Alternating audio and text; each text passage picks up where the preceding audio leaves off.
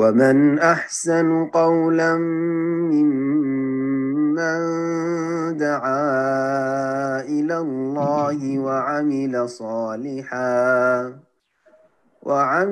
صالحا وقال إنني من المسلمين. السلام عليكم ورحمة الله وبركاته. إن الحمد لله نحمده ونستعينه ونستغفره ونعوذ بالله من شرور أنفسنا ومن سيئات أعمالنا من يهده الله فلا مضل له ومن يضلل فلا هادي له وأشهد أن لا إله إلا الله وحده لا شريك له وأشهد أن محمدا عبده ورسوله صلى الله تعالى عليه وعلى آله وصحبه وسلم تسليما كثيرا أما بعد। সম্মানিত শ্রোতা দর্শক মন্ডলী, যেখান থেকে আমাদের সাথে যুক্ত হয়েছেন, আপনাদেরকে আহলান ওয়া সাহলান। আল্লাহ রাব্বুল আলামিনের প্রশংসা এবং প্রিয় নবী সাল্লাল্লাহু আলাইহি ওয়াসাল্লামের উপর সালাত ও সালামের পর আজ রবিবার 16 রজব 1445 হিজরি মোতাবেক 28 জানুয়ারি 2024 আমাদের ধারাবাহিক আলোচনা ফিকহুস সালাত, সালাতের মাসাইল, পর্ব নম্বর 31। আজকের বিষয়বস্তু হচ্ছে ছুটে যাওয়া সালাতের কাজার পদ্ধতি। ইমামের সাথে মুক্তাদির ছুটে যাওয়া মানে কাজা হয়ে যাওয়া নয়, বরং ইমামের সাথে যারা পরে এসে যুক্ত হয়েছেন, মাসবুক যাদেরকে বলা হয়, মাসবুক মুক্তাদি যারা পরে এসে লেগেছেন ইমামের সাথে, যে সব রাকাতগুলি ছুটে গেছে আর কিছু রাকাত পেয়েছেন, এই ক্ষেত্রে কাজার মাসাইল বা কাজার পদ্ধতি। এই ক্ষেত্রে আমাদের কাছে প্রশ্ন খুব বেশি আসে আমাদের ভাই বোনদের পক্ষ থেকে, যে ইমামের সাথে 1 রাকাত বা 2 রাকাত পেলাম, তাহলে পরবর্তীতে বাকি যে সালাতগুলি পাইনি সেগুলি যে আদায় করব, এই ক্ষেত্রে সূরা মিলাবো কি মেলাবো না, এইভাবে প্রশ্নটা বেশি করে। আর একটি পদ্ধতি হচ্ছে প্রশ্ন করার যে যেই রাকাতগুলি আমি পেলাম ইমামের সাথে, সেই রাকাতগুলি ইমামের তো পরের শেষে তৃতীয় অথবা চতুর্থ, কিন্তু আমার প্রথম দ্বিতীয় হবেন না ইমামের মতোই তৃতীয় চতুর্থ হবে। এই প্রশ্নের উত্তর আজকে দার্সে পাবেন ইনশাআল্লাহ, যাতে করে এরপরে আর কোনো সংশয় না থাকে, বিভ্রান্তি না থাকে, আর সঠিক মতটি সুন্নাহ ভিত্তিক আমলটি শিখে নিয়ে সে অনুযায়ী আমল করতে পারেন। রব্বুল আলামিন তৌফিক দান করুন। বলছেন লেখক, সিফাতু কাযাইল মা'মুমে মা ফাতাহু মিনার রাকাত, মুক্তাদির যেসব রাকাতগুলি ছুটে গেছে ইমামের সাথে লাগার আগে, পৌঁছার আগে যে রাকাতগুলি ছুটে গেছে, সেগুলি কাজা করার বিবরণ বা পদ্ধতি। আজকে 15টি মাসাইল আসবে সংক্ষেপে ইনশাআল্লাহ তাআলা। এই আমাদের আধা ঘন্টা বা তারও কম সময়ে আমরা সংক্ষেপে এই বিষয়গুলি আলোচনার চেষ্টা করব। প্রথম মাসলা, মান আদরাকা মা'আল ইমামে রাকাতাম মিনাজ যুহরি আওয়াল আসরি আওয়াল ইশা, কোন ব্যক্তি যদি ইমামের সাথে যোহর, আসর কিংবা এশার 1 রাকাত পেল, যোহর, আসর, এশায় 4 রাকাত সালাত ফরজ, তাতে 1 রাকাত পেল, 3 রাকাত পেল না, তাহলে করণীয় ওয়াজাবা আলাইহি বাদা সালামেল ইমাম, ইমাম যখন সালাম ফিরে দেবে তখন এই মাসবুক ব্যক্তি, একে মাসবুক বলা হয়, অর্থাৎ পিছিয়ে যাওয়া ব্যক্তি, ইমাম থেকে পিছিয়ে যাওয়া ব্যক্তি। সাবেক মানে অগ্রগামী, এগিয়ে যাওয়া ব্যক্তি, আর মাসবুক মানে পিছিয়ে যাওয়া ব্যক্তি, যার থেকে ইমাম এগিয়ে গেছে। আরবি শব্দ। ইমামের সালাম ফেরার পরে এই মাসবুক ব্যক্তি যে পিছিয়ে গেছে, তার জন্য আবশ্যক হচ্ছে কাজা ও সালাসে রাকাত, 3 রাকাত কাজা করা। 3 রাকাত পরে আদায় করতে হবে, কাজা করতে হবে। এই ক্ষেত্রে 1 রাকাত পেয়েছেন, এখন আপনি এটাকে এমনি রেখে দিয়ে আপনি প্রথম থেকে প্রথম দ্বিতীয় শুরু করবেন না, এরকমটা করবেন না। যদি এমনটা হয় যে এটাকে আপনি জমা রেখে দিলেন যে 1 রাকাত আমার সাথে, তারপরে আপনি যেন নতুন করে প্রথম রাকাত থেকে শুরু করছেন, তাহলে আর 1 রাকাত সালাম ফেরার পরে তারপর আর রাকাত, তারপরে তাশাহুদ হবে, কিন্তু এটি আমল সুন্নাহ বিপরীত। এই আমলটি হানাফি ইমামরা বা আলেমরা বলে থাকেন যেটি সুন্নাহ বিরোধী, এটা নয়। বলছেন লেখক ফায়াতি বা রাকাত, এক রাকাত পেয়েছেন, সেটা আপনার প্রথম রাকাত।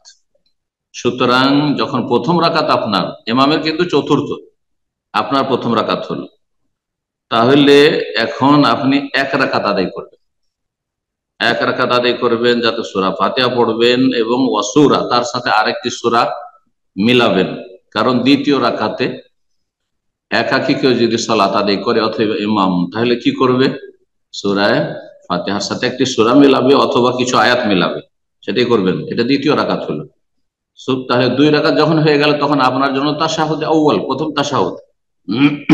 তাই বলছে সুম্মা ইয়াজলিসু লিতাশাহুদিল আউয়াল, প্রথম তাশাহুদে বসবেন আত্তাহিয়াত পড়ার জন্য। দুই রাকাত এখন হইল, এখন আপনার তৃতীয় চতুর্থ। সুম্মা ইয়াতি বারাকাতাইন, তারপরে দুই রাকাত আদায় করবেন, যে দুই রাকাতে সূরা ফাতিহা, শুধু সূরা ফাতিহা পড়বেন। একমাত্র জোহরের সালাতে আর কেউ কেউ আসরে বলেছেন যে সাহাবাই কেরামগণ ইমামের পিছনেও সূরা মিলাতেন। এটি, এই মতটি হাদিস সম্মত, কিন্তু আমল এতে ফুকাহায়ে কেরামদের তেমন খুব কম রয়েছে। একমাত্র আহলুল হাদিস এবং হানাবিলা সালাফি জনগণ তারা আমল করে থাকেন যে জোহর আসরে ইমামের পিছনে যেহেতু শুনছেন না, সূরা ফাতিহার পরে আরো বেশ কিছু সময় নীরব না থেকে আপনি পড়তে থাকবেন। বলছেন এই ক্ষেত্রে যে সূরা ফাতিহা দুই রাকাত যে পরে পড়বেন, আপনার তৃতীয় চতুর্থ হলো, তাহলে শুধু সূরা ফাতিহা পড়বেন। কিন্তু ইল্লা জোহর, ব্যতিক্রম হচ্ছে জোহর। লেখক শুধু জোহর বলেছেন, কিন্তু অনেকে আসরও বলেছেন, সিররি সালাত। ফায়াকরা মাল ফাতিহা, মাগরিবের সাথে নয়, মাগরিবের সাথে যেহেতু তৃতীয় চতুর্থতে, মাগরিবের তৃতীয় আর এর সাথে তৃতীয় চতুর্থ শুধু সূরা ফাতিহা। কিন্তু এতে আপনি বলছেন যে জোহরে সূরা ফাতিহার সাথে সূরা মিলাতে পারবেন, যদিও বললাম যে অধিকাংশ আইম্মায়ে কেরাম বলছেন না, তৃতীয় চতুর্থতে শুধু সূরা ফাতিহার উপর ক্ষান্ত করবেন, সেটা একটু আমল করার চেষ্টা করবেন। ও আহিয়ানান ইয়াক্তাসিরু আলাইহি, কখনো কখনো এর উপরই ক্ষান্ত হবে, মানে সূরা ফাতিহা, মানে তৃতীয় চতুর্থ রাকাতে আসল হচ্ছে শুধু সূরা ফাতিহা। তবে কেউ যদি পড়ে, জোহরে পড়তে পারে, বলছেন লেখক। সুম্মা ইয়াজলিসু লিতাশাহুদিল আখির, এখন আপনার চার পুরা হয়ে গেল। ইমামের সাথে এক পেয়েছিলেন, তারপরে এক পড়লেন, তারপর তাশাহুদ করলেন, প্রথম তাশাহুদ, তারপরে দুই পড়লেন, এখন শেষ তাশাহুদের জন্য বৈঠকে বসবেন। সুম্মা ইউসাল্লিম, তারপরে সালাম ফিরবেন। আর তাশাহুদ পড়লেন, সালাতে ইব্রাহিমী পড়লেন, আর তারপরে দুআয়ে মাসুরা পড়লেন, আর তারপরে তখন আপনি সালাম ফিরলেন। কুল্লু মা আদরাকাহুল মাসবুক মাল ইনফাহু আউয়ালু সালাতি, এখানে এখন কায়দা, নীতিমালা বলছেন। মসবুক ব্যক্তি, এখানে মসবুক শব্দটি ব্যবহার হয়েছে, পিছিয়ে যাওয়া ব্যক্তি যেই রাকাতগুলি ইমামের সাথে পেল, সেই রাকাতগুলি ফাহু আউয়ালু সালাতিহি, তার প্রথম সালাত, প্রথম রাকাত, দ্বিতীয় রাকাত। তিন রাকাত পেলেন, তাহলে প্রথম দ্বিতীয় তৃতীয় পেয়েছেন। দুই পেলেন, প্রথম দ্বিতীয় পেয়েছেন। তাহলে ইমামের যাই হোক না কেন, ইমামের কোন রাকাত দেখার প্রশ্ন উঠে না। আপনার দেখতে হবে যে আপনার আগে কোনটা আদায় হয়েছে। এটি হচ্ছে জমহুর, অধিকাংশ আইম্মায়ে কেরামদের মত, একমাত্র আহনাফ ছাড়া। তারা বলছেন না, এটা নয়, যেটা ইমামের রাকাত সেটা আপনার রাকাত। তাহলে তাদের কাছে আপনি যখন এক রাকাত পেয়েছেন ইমামের চতুর্থ, তাহলে আপনার চতুর্থটা পেয়েছেন, প্রথম দ্বিতীয় তৃতীয় বাকি। তাহলে ওই হিসাবে তাদের কাছে তখন সূরা মিলানো না মিলানোর মাসাইল আসবে। কিন্তু মতটি প্রাধান্যযোগ্য নয়, রাজিহ নয়, বরং মারজুহ।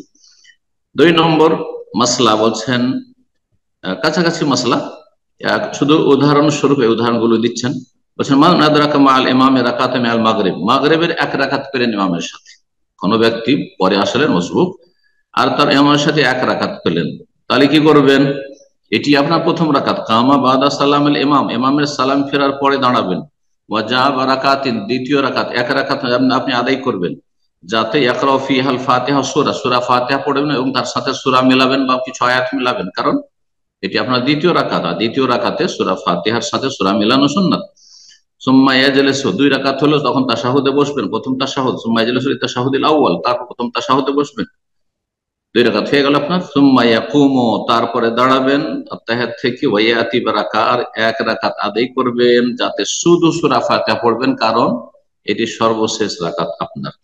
সুম্মা ইয়াজলিসু লিতাশাহুদিল আখির, তারপরে শেষ তাশাহুদের বৈঠকে বসবেন, আর তাশাহুদের যেসব দোয়া আজকার রয়েছে সেগুলি পড়ে নিয়ে আপনি সালাম ফিরবেন। যেমন আগের প্রথম মাসলায় উল্লেখ করা হলো। এক কথায় আপনি ইমামের সাথে যে সালাতগুলি পেলেন সেগুলি আপনার প্রথম রাকাত, প্রথম দ্বিতীয় রাকাত, আগের রাকাত, শেষের রাকাত নয়, ইমামের যদিও শেষের রাকাত। 3 নম্বর মাসলা বলছেন মান আদরাকা মাল ইমাম রাকাত মিনাল ফজরি আবিল জুমাত, কোন ব্যক্তি ইমামের ফজরে অথবা জুমাতে এক রাকাত পেল, 2 রাকাত বিশিষ্ট সালাত, ফজর 2 রাকাত, জুমা 2 রাকাত, তাতে ইমামের সাথে এক রাকাত পেলেন। কামা বাদা সালাম আল ইমাম, ইমাম যখন সালাম ফিরবে তখন দাঁড়াবেন। যাবে রাকাতেন, এক রাকাত আদায় করবেন, যাতে সূরা ফাতিহার সাথে একটি সূরা মিলাবেন, কারণ এটি দ্বিতীয় রাকাত, দ্বিতীয় রাকাতে সূরা মেলানো রয়েছে সূরা ফাতিহার সাথে।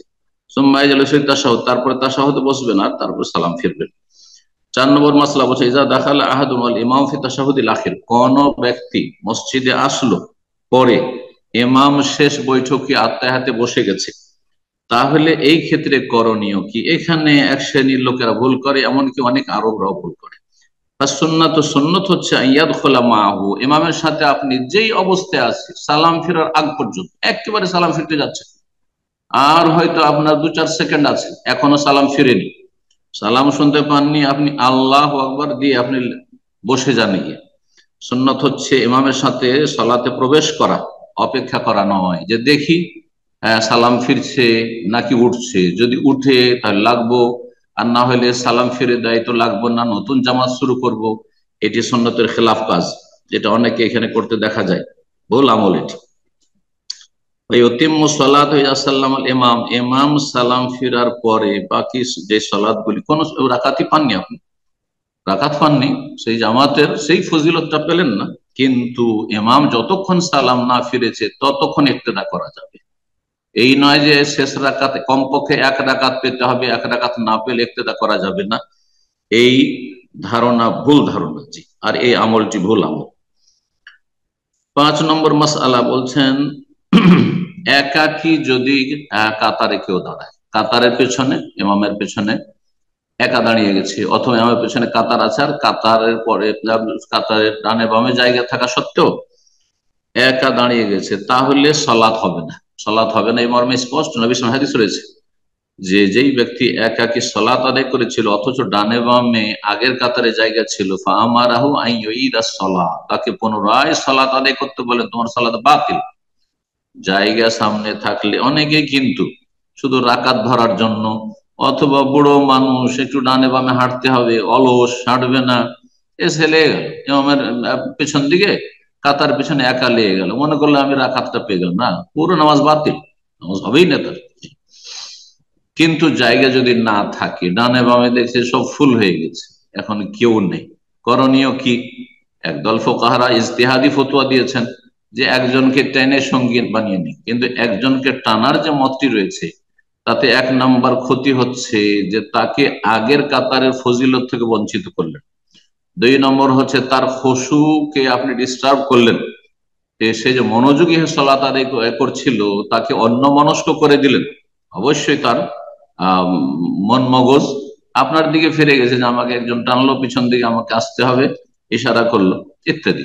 সুতরাং এই দুটো ক্ষতির কারণে এইভাবে একজনকে টেনে সঙ্গী বানানো, এটি এই ফতোয়া লেখক বলছেন যে ঠিক নয়, বরং এই অবস্থায় একা দাঁড়িয়ে যাবেন ইমামে কাতারের পিছনে, যেহেতু ডানে বামে কোনো জায়গা পাচ্ছেন না, ফুল হয়ে রয়েছে কাতার, আপনার সালাত হয়ে যাবে, কারণ আপনি মাজুর, আপনার ওজর আল্লাহর কাছে গ্রহণযোগ্য। জি, তাই বলছেন এই মাসলা লা তাসিহু সালাতুর রাজুলিল ওয়াহিদ, একাকী ব্যক্তি যদি পুরুষ একাকী ব্যক্তি সালাত আদায় করে খালফাস সাফে, কাতারের পেছনে, হ্যাঁ, তাহলে তার সালাত শুদ্ধ হবে না, ইল্লা লি উযরিন, তবে যদি শরীয়ত সম্মত কোনো অজুহাত থাকে।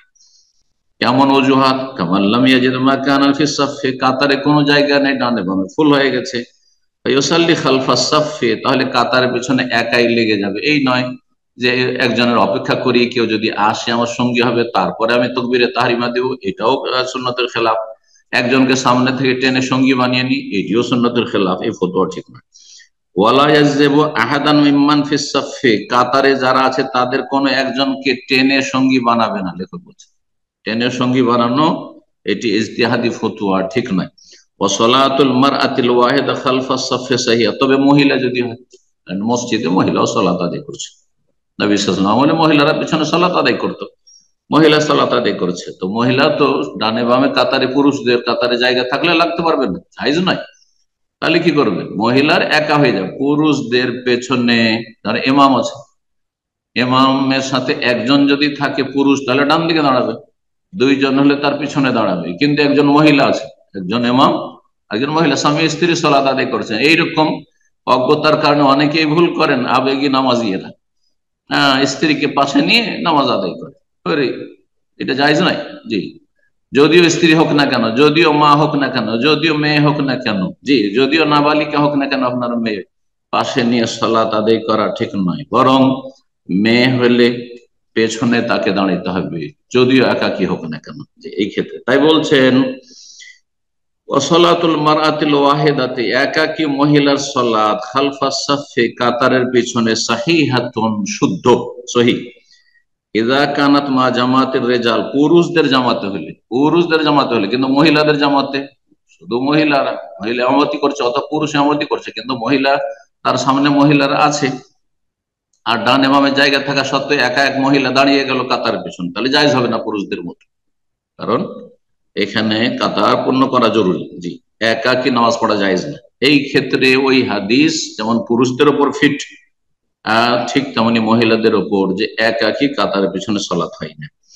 বলছেন পুরুষদের জামাতে হলে তো একাকী মহিলার নামাজ হবে। আম্মা ইযা কানাত মা জামাতের নিসা ফাকাত, মহিলাদের জামাতে যদি হয় ফাহুকমুহা হুকমুর রাজুলি, তাহলে পুরুষদের মতোই তার বিধান। যেমন পুরুষদের সামনে কাতারে জায়গা থাকতে পিছনে একা নামাজ হয় না, ঠিক তেমনি মহিলাদের ডানে বামে জায়গা আছে আগের কাতারে, তারপরও পিছনে কোনো মহিলা যদি একা নামাজ পড়ে, নামাজ হবে না।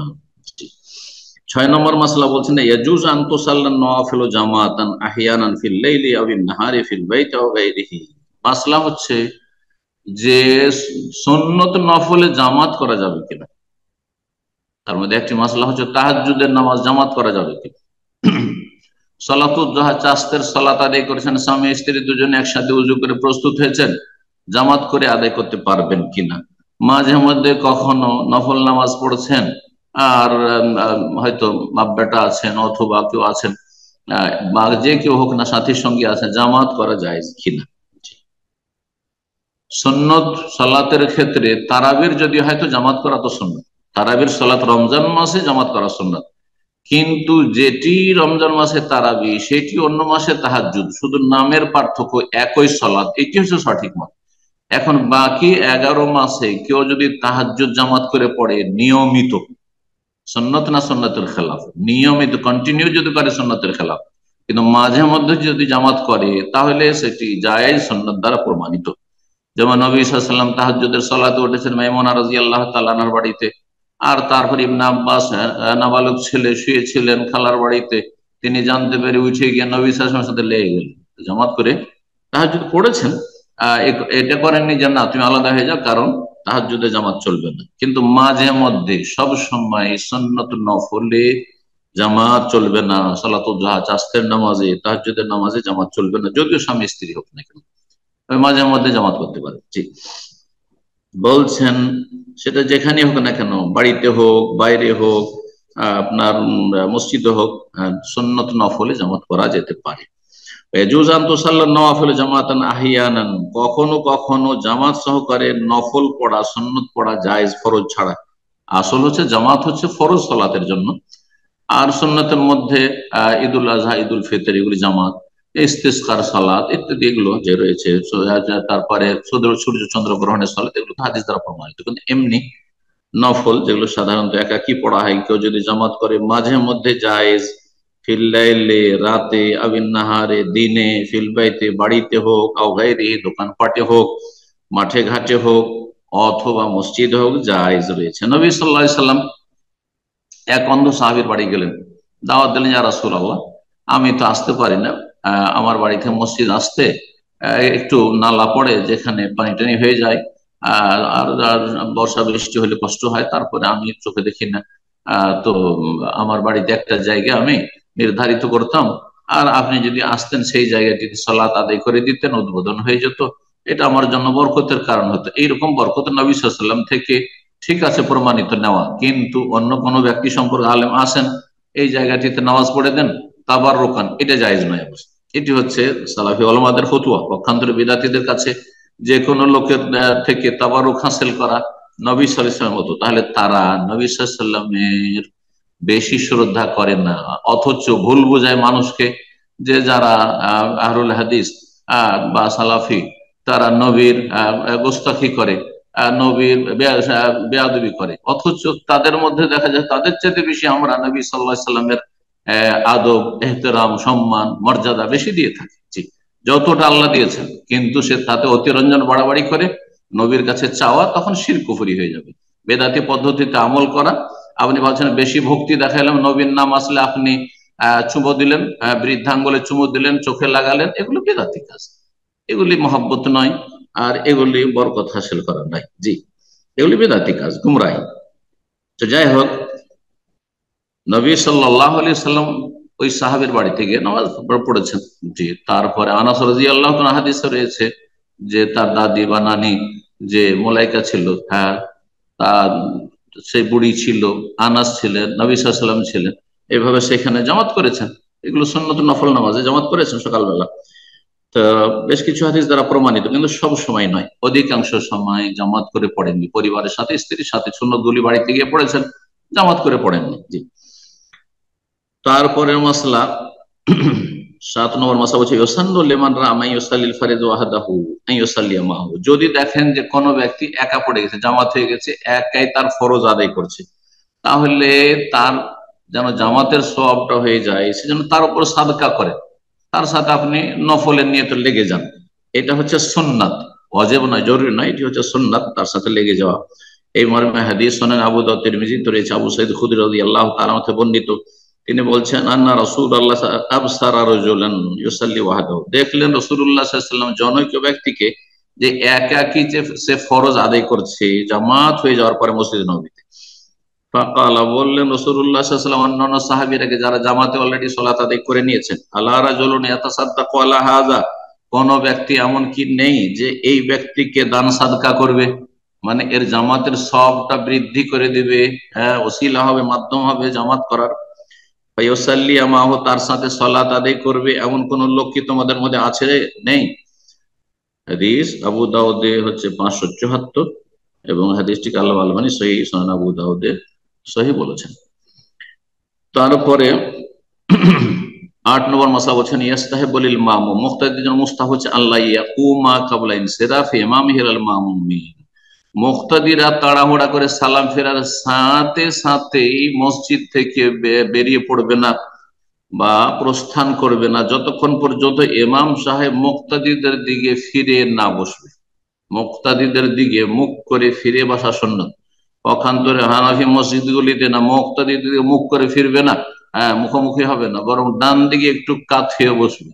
আর তাতে বেরেলবিদের শিরকি আকীদা যে যাতে করে মোনাজাত, বেদাতি মোনাজাত ধরবে, ওই মোনাজাতের কিবলা যাতে করে, হ্যাঁ, বড় পীর আব্দুল কাদের জিলানীর মাজার বাগদাদ শরীফ হয়। তাদের কাছে সালাতের কিবলা হচ্ছে কাবা, আর মোনাজাতের কিবলা হচ্ছে বাগদাদ শরীফ। আল্লাহ এসব অনিষ্ট থেকে, শিরক থেকে আল্লাহ হেফাজত করেন এবং মুসলিম জাতিকে বুঝার তৌফিক দান করেন, হেদায়েত দান করেন। 9 নম্বর মাসলা বলছেন ইয়াসহিহু ইক্তিদাউল মা'মুম বিল ইমাম ফিল মসজিদে ওয়া ইন লাম ইয়ারাহু, মসজিদে গেলেন, দেখছেন যে মসজিদে গিয়ে ইমামকে দেখতে পাচ্ছেন না, সালাত আদায় করছেন কিন্তু ইমাম নজরে আসছেন না, এমনকি ইমামের পিছনে যেসব মুসাল্লিরা আছে ওরাকেও দেখতে পাচ্ছেন না। বারান্দায় সালাত আদায় করছেন, সামনে আপনার দেয়ালের আড় রয়েছে, ডানে বামে মসজিদের পাশে যেসব রুমগুলি রয়েছে সেগুলিতে সালাত আদায় করছেন, আওয়াজ শুনতে পাচ্ছেন, কিন্তু তকবীর শুনতে পাচ্ছেন যাতে করে ফলো করতে পারেন। তকবীর না শুনলে কি করে ফলো করবেন? লোকজনকে দেখতেও পাচ্ছেন না আর তকবীরও শুনতে পাচ্ছেন না, তাহলে তো চলবে না। দেখতে যদি না পান, ইমামকেও দেখতে পাচ্ছেন না, ইমামের পিছনে যারা লেগে আছে মুক্তাদি তাদেরকেও দেখতে পাচ্ছেন না, তারপরও ইমামের ইক্তেদা করতে পারবেন মসজিদে। এজা সামিয়া তকবীর, শর্ত হচ্ছে দুটি, এক হচ্ছে তকবীর শুনতে যেন পান, আর একটা হচ্ছে কাতার যাতে মিলিত থাকে, কাতার যাতে মিলিত থাকে। এখানে গুরুত্বপূর্ণ একটি মাসলা বলবো, মসজিদে হারামে অথবা মসজিদে নববী যে জামাত হচ্ছে, এখানে এই জামাতের ইক্তেদা করতে গিয়ে অনেকে আপন আপন হোটেল থেকে অনেকে রাস্তাঘাট থেকে মাঝখানে বিশাল গ্যাপ পড়ে আছে, শুধু তকবীর গুলি শুনতে পাচ্ছে, সেই জন্য এসব পরোয়াই করেন না, কাতার মিলালো না, অথচ তাও সে মিলাতে পারবে। জামাত পাক আর না পাক, যদি জামাত ধরতে হয় আর যদি পড়তে হয় জামাতের সব হাসিল করতে হয়, তো একটু আগে বেরিয়ে আসেন। হোটেল বিচ্ছিন্ন হয়ে রয়েছে, মাঝখানে গ্যাপ রয়েছে, ইমামকে দেখতে পাচ্ছে না আর অন্যান্য মুক্তাদিরকে দেখতে পাচ্ছেন না, নিজের নিজের হোটেলের সামনে এসে ফুটপাতে মশাল্লা বিছিয়ে বসে আছে। এইসব দৃশ্যগুলি যারা হজ উমরা আসছেন, বিশেষ করে রমজানে হজের মৌসুমে দেখতে পাচ্ছেন, এমনি সময়ও দেখতে পাচ্ছেন। এমনকি 1 কিলোমিটার 1.5 কিলোমিটার দূরে ওই মেসফালা, হ্যাঁ, আর কোথায় কোথায় দূরে সেসব হোটেলের ভিতরে শুধু আওয়াজটা শুনছে, কাবার আওয়াজ, মসজিদ নবীর আওয়াজ শুনছে, অথবা কাবার বেতুল্লার আওয়াজ শুনছে, শুধু তকবীর শুনছে, আর মাঝখানে গ্যাপ রয়েছে, ইক্তেদা করছে, মুসল্লিদেরকে দেখতেও পাচ্ছে না। এটি ঠিক নয়, ভুল আমল। এভাবে ইক্তেদা জায়েজ নয়। তাহলে ইক্তেদা কখন জায়েজ হবে? সবচেয়ে ভালো হচ্ছে যে ইমামকে দেখতে পাচ্ছেন, অথবা ইমামের পিছনে যে মুক্তাদিরা লেগে আছে তাদেরকে দেখতে পাচ্ছেন। সেটা যদি না হয় তাহলে কি করতে হবে? তকবীর শুনতে হবে। শুধু তকবীর শোনা যথেষ্ট নয়, তার সাথে কাতার মিলিত থাকতে হবে। তকবীর শুনতে পাচ্ছেন, কাতার মিলিত নেই, তাহলে ইক্তেদা জায়েজ হবে না। তবে কাতার যদি মিলিত থাকে, কাতার মিলে আছে, তকবীর শুনতে পাচ্ছেন না, অনেক সময় মাইক ব্যবহার হয় না, আমাদের দেশে মাইক ব্যবহার হয় না, 4-5 কাতার পেছন থেকে তকবীর টকবীর কিছু শোনা যায় না, কিন্তু আপনি দেখছেন যে কাতার মিলিত হয়, সামনের কাতারের লোককে দেখছেন, তারা সামনের কাতারকে ফলো করছে, তারা তার সামনের কাতারকে ফলো করছে। এইভাবে তাদের অনুকরণ করে যদি সালাত আদায় করেন, কাতার মিলিত থাকে, আওয়াজ না শুনতে পেলে ইক্তেদা জায়েজ হতে পারে। 10 নম্বর মাসলা বলছেন সুন্নাহ। সুন্নাত হচ্ছে আইয়ান সারিফাল ইমাম ইলাল মামুমিন বাদা সালাম ফেরার পরে ইমাম সাহেব মুক্তাদির দিকে ঘুরে বসবে। ইনশাআল্লাহ মাহুন ইসান, কিন্তু মহিলারা যদি থাকে পিছনে, অনেক সময় মসজিদে কোনো পর্দা দেওয়া নাই, পেছন দিকে মসজিদ, যেমন নবী সাল্লাল্লাহু আলাইহি ওয়াসাল্লামের আমলে এরকমটাই ছিল। তখনকার যুগে মানুষের অন্তর পরিষ্কার ছিল, তখনকার যুগে এরকম ব্যবস্থাপনা করা জটিল ছিল। এইরকম অনেক সময় হতে পারে যে আপনি সালাত আদায় করেছেন, পিছনে মহিলারা এসে লেগে গেছে, জায়েজ রয়েছে যদি ফিতনার আশঙ্কা না থাকে। পেছন দিকে থাকতে হবে মহিলাদের কাতার। মহিলারা যদি সালাত আদায় করে ইমামের পেছনে, তাহলে তাড়াতাড়ি সালাম ফেরার সাথে সাথে ইমাম সাহেব ঘুরে বসবেন না, ইমাম সাহেব ঘুরে বসবেন না, যাতে করে কোন মহিলার চেহারা খোলা থাকলে নজরে না চলে আসে। একটু সময় দিবেন যাতে করে মহিলারা আগেই মসজিদ থেকে বেরিয়ে চলে যায়, মসজিদে বেরিয়ে চলে যায়, তারপরে ফিরবেন। নবী সাল্লাল্লাহু আলাইহি সাল্লামের এই মর্মে হাদিস রয়েছে, বলছেন যদি ইমামের সাথে মহিলারাও সালাত আদায় করে, লাবেসা কালিন, কিছুক্ষণ অবস্থান করবে, থামবে, লিয়ান সারিফনা, যাতে মহিলারা আগে মসজিদ থেকে প্রস্থান করে। আর একটা মাসলা হচ্ছে যে ফরজ সালাতের পরে সালাম ফিরা হয়েছে, আর তারপরে সাথে সাথেই ওইখানে যেখানে ইমামতি করলেন সেখানেই সুন্নত পড়া শুরু করলেন ইমাম সাহেব, এটি মাকরুহ। ইমামকে জায়গা পরিবর্তন করতে হবে, মুক্তাদিদের জায়গা পরিবর্তন করা সম্পর্কে হাদিস সহিহ নয়, যদি করেন ভালো কথা। অনেকে কিন্তু পাশের লোককে সব সময় একটু সরার জন্য বলবেন, ভাই আমার জায়গায় আসেন, আপনার জায়গায় আমি যাই। এটা মুক্তাদির ক্ষেত্রে এমন সুন্নত নয়, করলে জায়েজ। কিন্তু ইমাম সাহেবকে ইমামতি যে জায়গায় করলেন মেহরাবে, সেখানে সুন্নত পড়া এটি মাকরুহ। কেন?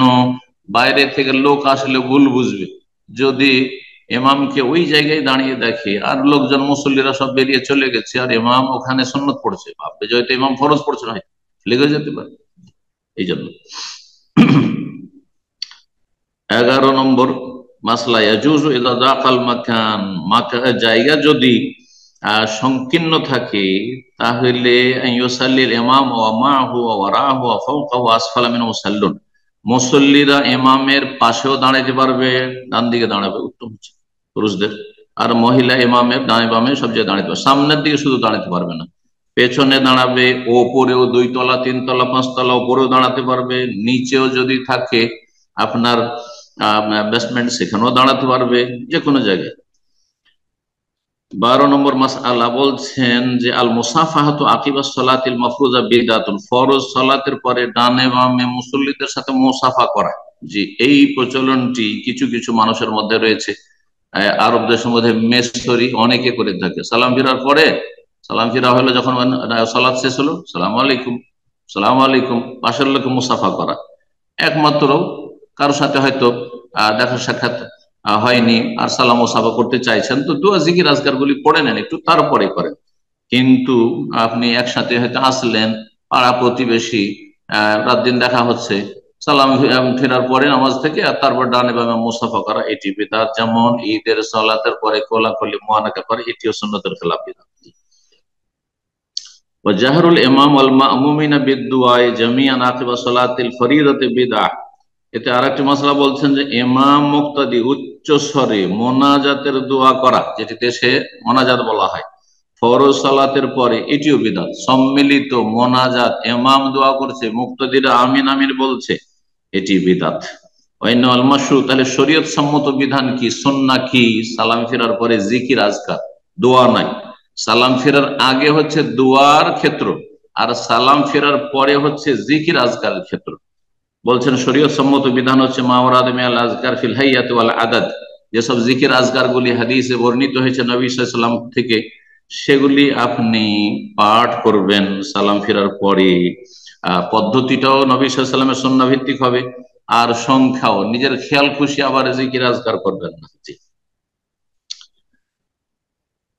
13 নম্বর মাসলা বলছেন ইয়াজুজু লিল মা'মুমি আন ইয়ানফারিদা আনিল ইমাম ইযা আতালা আল ইমাম ইতালাতান খারিজাতান আনিস সুন্নাহ। মাসলা হচ্ছে যে মুক্তাদি কোন কারণে ইমাম থেকে বা জামাত থেকে বিচ্ছিন্ন হয়ে আলাদা নামাজ আদায় করতে পারবে কিনা। আলাদা হয়ে গেল, নামাজ শুরু করে ইমামের সাথে, দেখলো যে না এ উল্টা পাল্টা সালাত আদায় করছে, তাহলে তার থেকে আলাদা হওয়া যাবে কিনা। বলছেন এই ক্ষেত্রে মাসলা, গুরুত্বপূর্ণ মাসলা। জি, আপনার যদি দুনিয়ার কোন দ্বন্দ্ব শত্রুতা থাকে, না এর পিছনে নামাজ পড়বো না, সেই জন্য আলাদা, তাহলে জায়েজ নয়।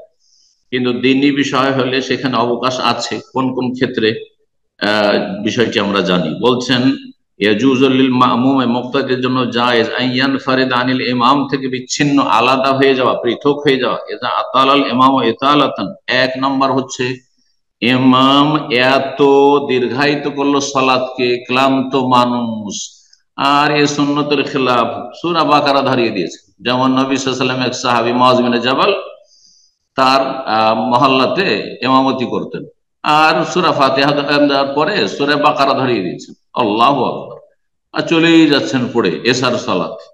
বড়ই কষ্টের কারণ হয়ে গেছে একজন সাহাবীর জন্য, তিনি সারা দিন মাঠে খেজুরের বাগানে কষ্ট করে কাজ করে এসেছেন। নবী সাল্লাল্লাহু আলাইহি ওয়াসাল্লাম সুন্নাত হচ্ছে সূরা আলা, গাশিয়া, বুরুজ, তারেক, এই ধরনের সূরাগুলি পড়া, আওসাতে মুফাসসাল থেকে লম্বা সূরা ধরিয়ে দিয়েছেন। তো এই ক্ষেত্রে তিনি আলাদা হয়ে নামাজ আদায় করে বাড়ি চলে গেছিলেন। আর তারপরে যখন মুআয বিন জাবালকে বলা হলো, তখন তিনি বিরূপ মন্তব্য করলেন, তো মুনাফিক, সেই জন্য জামাত থেকে বেরিয়ে চলে গেছে। তিনি যখন জানতে বললেন ওই সাহাবী যে আমাকে মুনাফিক বলেছে, রাসূলুল্লাহ সাল্লাল্লাহু আলাইহি ওয়াসাল্লামের কাছে কেস নিয়ে চলে আসে, ইয়া রাসূলুল্লাহ, আমাকে মুআয বিন জাবাল মুনাফিক বলেছে আর সূরা বাকারা ধরিয়ে দিয়েছে এশার নামাজ, আমার জন্য তো অসম্ভব, এই জন্য আলাদা হয়ে আমি নামাজ পড়েছি।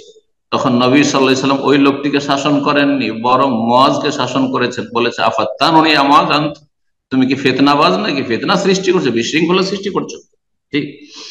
তো বলছেন যে যদি ইমাম এত লম্বা করে নামাজ খারিজাতান আনিস সুন্নাতের খেলাফ, তাহলে বেরিয়ে যেতে পারে। কিন্তু জুমার দিনে ধরেন ফজরের সালাতে সূরা সাজদা আর সূরা দাহার পড়ছে, আর কারো মনোপুত হয় না, 3 আয়াত 5 আয়াত দিয়ে ফজর পড়ে বদ অভ্যাস, আর সুন্নাতের খেলাফ, সেই জন্য বেরিয়ে চলে যায়, তো জায়েজ নয়, হারাম বেরিয়ে যাওয়া, ইক্তেদা করা ফরজ।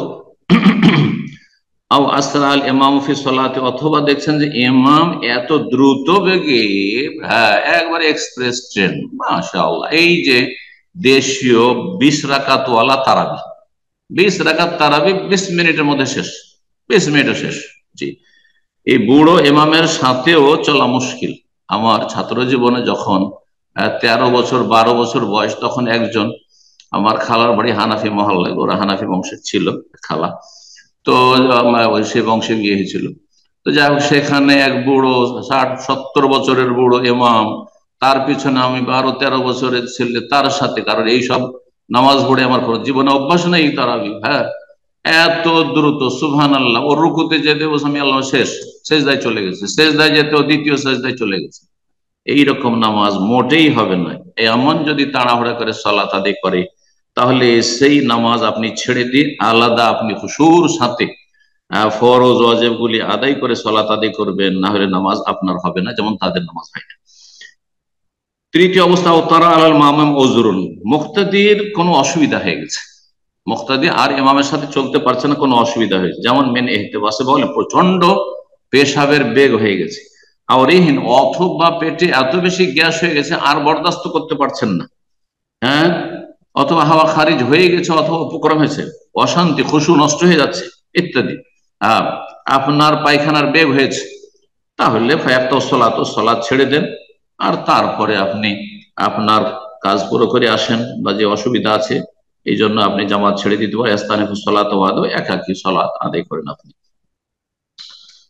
তারপরে মাসলা 14 নম্বর মাসলা বলছেন, ইয়াজহারুল ইমাম ফি আদাই তাকবীর ওয়া তাসমি ওয়া তাসলিম ওয়া তামিন ফি সলাতে, ইমাম সাহেব এর দায়িত্ব হচ্ছে সে জেহরি নামাজ হোক রাতের অথবা দিনের সিররি সালাত হোক, তেলাওয়াত হোক, তাকবীর উচ্চ স্বরে পড়বেন, সামি আল্লাহু লিমান হামিদা উচ্চ স্বরে, রব্বানা ওয়া লাকাল হামদ তাসলিম সালাম ফিরবেন জোরে, আমিন বলবেন জোরে রাতের, দিনের আমিন জোরে নয়, কিন্তু তাতে লম্বা টান দেবেন না, আমাদের দেশীয় তরিকায় যে তকবীর আল্লাহু আকবার, লম্বা টান দেবেন, হ্যাঁ লম্বা টান, রাবার তমতিদ বলা হয়, মাত্তাদ বলা হয় রাবার কি, আপনি আওয়াজকে এমন টান দিচ্ছেন আপনি, আমাদের দেশে কিন্তু যারা তজবিদ বুঝে না তাদের টানটা ওই রকম, যখন সূরা ফাতিহা তেলাওয়াত করে যেখানে টান দেওয়ার কোনো অবকাশ নাই, দিল রাবারের মতো টান, আর যেখানে টান দিতে হবে সেখানে হয়তো টান দিল না, ওয়ালা দল্লিন সেখানে দল্লিন করে দিল, আর ওয়ালাম ইয়াকুল্লাহু কুফুয়ান আহাদ, আর সেখানে ওয়ালাকুল্লাহু কুফুয়ান আহাদ করে দিল, না এভাবে হবে না, গোনা হবে। জি, তো এমন সুরে টান দেওয়া, লম্বা সুরে টেনে টুনে তেলাওয়াত করা, যেটাকে বলা হচ্ছে তাকাল্লুফ, সেটা ঠিক নয়, তাকবীরের ক্ষেত্রেও, আর সামি আল্লাহু লিমান হামিদা বলার ক্ষেত্রে, সালাম ফিরার ক্ষেত্রে, আমিন বলার ক্ষেত্রে। জি, কিন্তু হালকা টান দিবেন, আমিন আমিন, এটা হচ্ছে সুন্নাত, আমিন নয় শুধু। জি,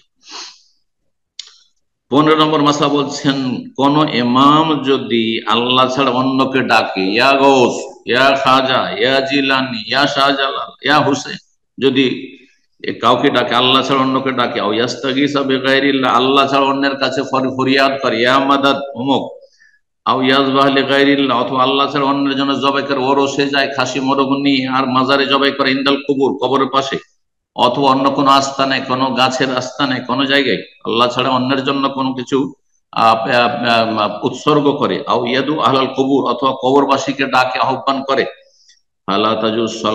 তার পিছনে সালাত পড়া জায়েজ নয়। তাহলে যারা বড় শিরকি আকীদায় মুসলিম সমাজে রয়েছে, মাজারপন্থী কুফরি আকীদা রয়েছে, ইমান ভঙ্গকারী আকীদা বিশ্বাস রয়েছে, তাদের পিছনে সালাত পড়া জায়েজ নয়। কেন? লিআন্নাহু কাফিরুন, কারণ সেই ব্যক্তি কাফের, মুশরিক, ওয়া সালাতুহু বাতিলা, তার নিজেরই নামাজ যখন বাতিল, তাহলে মুক্তাদিদের নামাজ কি করে হবে? বাতিল।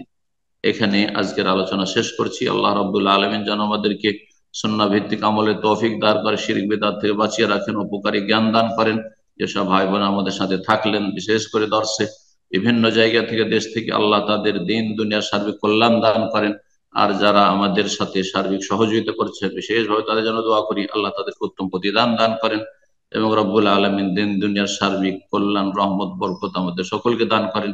اللهم اشف مرضانا مرضى المسلمين، اللهم اشف مرضانا مرضى المسلمين، اللهم اشف مرضانا مرضى المسلمين، وصلى الله وسلم على نبينا محمد وعلى آله وصحبه أجمعين.